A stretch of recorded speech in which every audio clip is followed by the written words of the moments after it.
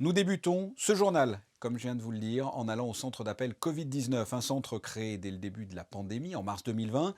Ce centre destiné au départ à répondre à vos questions concernant le virus a vu ses missions évoluer à travers le temps, notamment pour la prise de rendez-vous des tests PCR en novembre dernier et aujourd'hui pour la prise de rendez-vous pour la vaccination. Reportage de Juliette Rappert, Horacio Gagino et Clélia Renaud. Ouvert 7 jours sur 7 de 8 heures à 20 heures, le centre d'appel Covid-19 a vu ses missions se diversifier à la suite de la campagne de vaccination lancée par le gouvernement.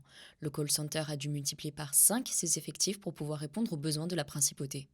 C'est vrai que les effectifs depuis sa création ont varié. Ils étaient déjà importants dans la première phase. Ensuite, durant cet été, il y a eu un ralentissement, donc on avait un peu réduit le nombre de personnes.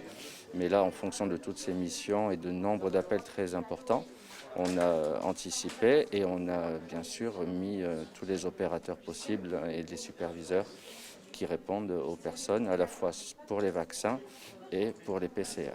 Point d'entrée de la lutte contre la Covid-19, le centre d'appel suit plus de 150 personnes à domicile qui ont contracté le virus, mais il reçoit aussi plusieurs milliers d'appels par jour pour répondre à toutes vos questions. L'idée, c'est de pouvoir satisfaire toutes les personnes qui souhaitent être vaccinées et testées et de faire en sorte que toute la population, enfin en tout cas ceux qui le souhaitent, puissent être vaccinés le plus rapidement possible. Vous avez un choix multiple au départ. Si vous faites le 1, c'est pour un test PCR ou des renseignements divers.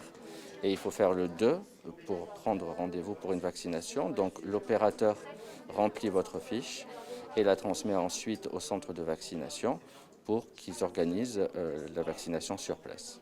La campagne de vaccination a débuté en début de semaine en principauté pour la population âgée de plus de 75 ans. Un plan de vaccination qui se déroulera par étapes. S'en suivront les personnes de plus de 65 ans et les professionnels de santé.